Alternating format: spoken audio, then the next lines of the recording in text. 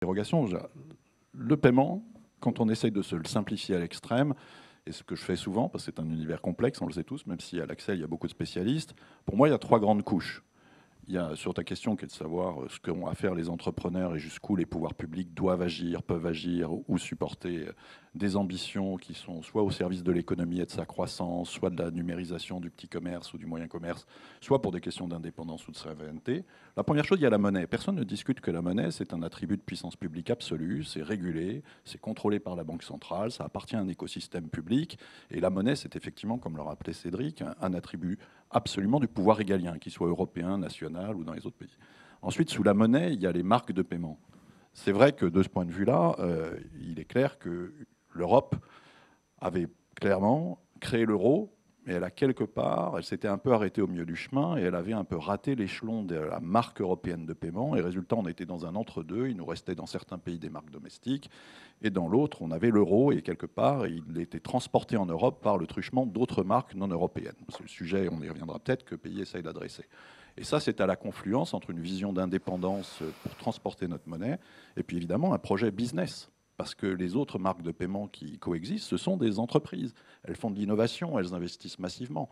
Donc ça ne peut pas être un projet exclusivement public. C'est pour ça que j'ai trouvé que depuis l'origine, c'était très bien qu'il soit porté par des acteurs bancaires, que ce ne soit pas un diktat réglementaire, mais c'est très bien aussi qu'il soit fortement encouragé par les puissances publiques. On reviendra en détail sur le pays un peu plus tard. Et enfin, il y a la question des opérateurs de services de paiement. Et ta question, c'est de dire, est-ce que Worldline a ce qu'il lui faut pour réussir son projet d'entreprise? La réponse, elle est jusqu'à présent tout à fait.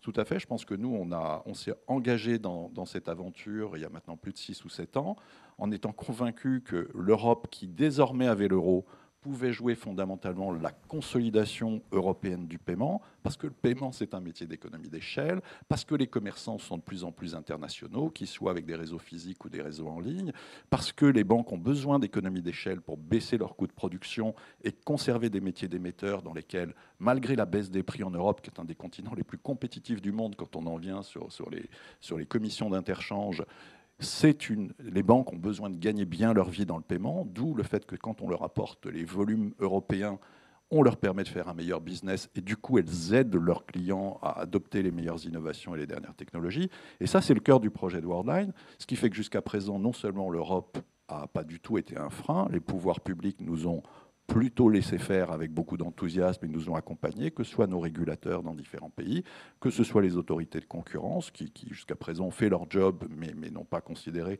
qu'il y avait un risque antitrust. C'est l'inverse, l'Europe est beaucoup trop fragmentée, il y a encore beaucoup à faire. Et évidemment, il reste encore énormément à faire pour donner à l'Europe, dans ce métier comme dans plein d'autres, un champion à la taille de notre continent, qui est la deuxième monnaie du monde, mais qui curieusement était dans le paiement resté soit un nain sur les services industriels, et c'est ça que Worldline essaye de faire, c'est d'arrêter notre excessive fragmentation et d'apporter à l'Europe un champion, enfin le terme est un peu connoté, mais en tout cas un acteur à la taille de la compétition mondiale. Et évidemment, on était totalement absent de la couche des marques de paiement, ce qui, de mon point de vue, est une aberration totale.